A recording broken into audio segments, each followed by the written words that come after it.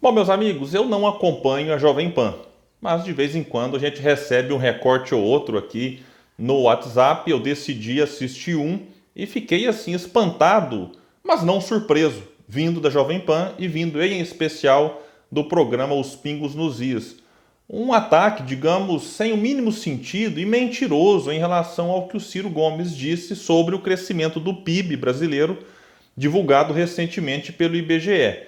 Eu vou explicar o que a Jovem Pan disse sobre o Ciro, o que o Ciro disse sobre o crescimento do PIB e vamos ver quem tem razão. Mas antes eu quero pedir a sua ajuda para que se inscreva no canal, ative as notificações, é muito importante ativar, gente. E também, se você gostar do vídeo, deixar aí o seu like, o seu joinha para cima. O que acontece? O IBGE divulgou no dia 1º o resultado do PIB no primeiro trimestre, com crescimento de 1,2% em relação ao trimestre anterior e 1% em relação ao primeiro trimestre de 2020 e de menos 3,8% no acumulado dos últimos 12 meses. A notícia desse crescimento no trimestre é boa? É, claro, é melhor do que não crescer, é melhor do que ter o PIB ainda mais retraído, como já aconteceu em outros trimestres. Mas é necessário entender, analisar os números, e foi isso que o Ciro Gomes fez, porque o IBGE, quando ele solta informação, ele não solta só isso, ele solta tudo detalhado, qual setor cresceu, qual setor não cresceu. É isso, e o Ciro Gomes fez isso, é claro que fez. E ele então disse no painel da Folha que não existe vento a favor para piloto que não sabe que rumo tomar. Exportação de produtos básicos puxada pela demanda da China e favorecida pelo câmbio não geram emprego, nem salários, nem tributos. É voo de galinha. Descemos 25 degraus de uma escada e estamos voltando 3. Fecha aspas para Ciro Gomes. E aí, o que acontece? Os Pingos nos Is, o programa da Jovem Pan, com Augusto Nunes, Fiuza, só para vocês perceberem o nível do programa, resolveu comentar esse painel da Folha que traz ali a opinião de Ciro Gomes. E colocaram assim lá no rodapé do vídeo: Ciro torce pelo quanto pior, melhor. E embaixo, candidato multiderrotado não gostou do crescimento da economia. Bom, onde é que eles estão vendo que o Ciro torce pelo pior? Primeiro que não é verdade, o Ciro, quando começou a pandemia, enviou uma carta para o Bolsonaro, dando ali sugestões do que ele achava que era o melhor a se fazer naquele momento. E a gente percebeu que essa carta, se ela fosse colocada em prática, o Brasil estaria em melhores situações. Portanto, quem torce pelo quanto pior, melhor, não faria isso. O PDT apresentou uma proposta da reforma da Previdência. Ele não só se colocou contra aquela que o governo enviou, mas ele mostrou alternativa e poderia ser colocada em votação e ser aprovada, debatida, discutida. Então o PDT faz uma oposição propositiva. O Ciro está todos os santos dias praticamente dando entrevistas. Se a equipe do governo quisesse assistir alguma delas, poderia aprender alguma coisa e colocar em prática. Se ele torcesse pelo pior, ele ficaria calado só criticando e apontando os defeitos, mas não, ele está sugerindo coisas que poderiam ser praticadas agora, se o governo assim quisesse. E aí quem faz a mediação do programa pede para Augusto Nunes comentar. Augusto Nunes é aquele mesmo que agrediu Glenn Greenwald com socos ao vivo num programa, com ofensas baixas ao jornalista Glenn. E o Augusto Nunes faz um comentário lamentável, cheio de ironia, dizendo que o Ciro está completamente perdido, de que o Ciro está bravo. Onde é que o Ciro está bravo aqui? Ele só está fazendo uma constatação. Diz que o Ciro está bravo com notícia boa e não tem nenhuma novidade nisso. E aí passa para o Fiuza. Meu Deus, um programa que já teve Reinaldo Azevedo. Eu tenho discordâncias de algumas coisas do Reinaldo Azevedo, mas não dá para comparar Reinaldo Azevedo com Augusto Nunes. Olha a que ponto chegou a Jovem Pan, a que ponto chegou esse programa Os Pingos nos Is. Você tem ali Augusto Nunes e Fiuza. E aí o Fiuza vem lá e faz outra coisa, mostrando que a Bolsa está satisfeita com esse resultado, que bateu recorde, né, na sua pontuação. Eu perguntaria, Fiuza, como é que está a vida do povo? Tem noção do preço da comida? O número de desemprego é recorde também no primeiro trimestre. Olha que coisa curiosa. O PIB cresce 1,2% e no mesmo período temos desemprego recorde. Desalentados, recorde. Desalentado é aquele que desistiu de procurar emprego. Ele cansou de procurar e não procura mais. Esse resultado mostra o consumo das famílias caindo. Então, quando o Ciro faz essa crítica do voo de galinha, é assim, a galinha voa, mas ela não consegue ficar voando muito tempo, logo ela cai. E o Ciro é até conhecido no meio jornalístico, político e também pelos seus militantes, de alguém que tem capacidade de fazer previsões que se concretizam.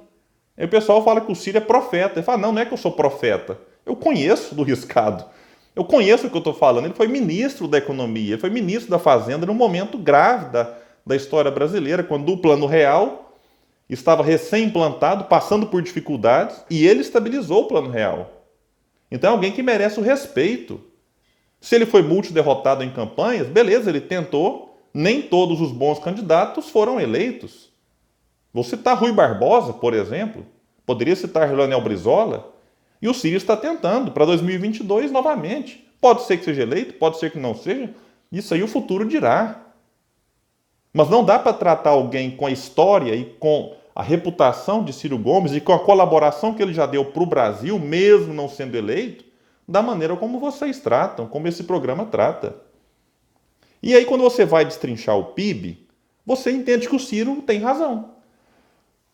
Traz o IBGE a informação de que o setor de serviços cresceu 0,4%, a indústria 0,7%, a agropecuária 5,7%, consumo das famílias retraiu 0,1%, consumo do governo menos 0,8%, investimentos 4,6% positivo, exportação 3,7%, importação 11,6%, construção civil 2,1%. Então a gente observa que todos os analistas foram unânimes em dizer que esse PIB foi puxado por conta do agronegócio, amparado basicamente na exportação de soja também, né? Tem várias coisas aqui, mas a soja foi um destaque. E é engraçado porque quando você vende a soja, por exemplo, a China é uma grande consumidora, como o Ciro disse, a geração de emprego e de renda é muito baixa aqui no Brasil. Diferente de uma indústria de transformação. E quando você analisa até mais de maneira detalhada, você percebe que na atividade industrial, o avanço foi puxado, aquele 0,7%, pelas indústrias extrativas, com 3,2%, que são as que extraem matéria-prima da natureza, sem que ocorra alteração significativa nas suas propriedades elementares. Indústria madeireira, produção mineral, extração de petróleo, carvão, etc. Nessa parte das indústrias, construção 2,1%, eletricidade e gás, água, esgoto, atividade de gestão de resíduos 0,9%. E olha o detalhe, indústria de transformação teve retração de 0,5 ponto percentual, que é o tipo de indústria que transforma a matéria-prima em um produto final, ou intermediário para outra indústria de transformação. O professor Nelson Marconi, que é quem lidera a equipe que, vamos dizer assim, monta o projeto, o plano de Ciro Gomes, caso ele seja eleito, escreveu um artigo muito bacana, eu vou deixar o link dele aqui na descrição do vídeo, intitulado Voo de Cruzeiro ou Voo de Galinha? Disse, dentre várias coisas, eu separei alguns trechos do professor, dizendo, como já sabemos, esse movimento não é capaz de sustentar um crescimento consistente da economia e nem dos empregos. Não é à toa que a taxa de desemprego é a maior da história. No curto prazo, estimula as exportações, um pouco a taxa de investimento, mas é só. Ao final do ano, o PIB deverá apresentar uma taxa positiva de crescimento, em função da base de comparação baixa, que é 2020, e dos efeitos das exportações agrícolas. O resultado também dependerá do combate à pandemia, criminoso, como sabemos, diz Marconi, e será influenciado pela crise hídrica que está batendo na porta.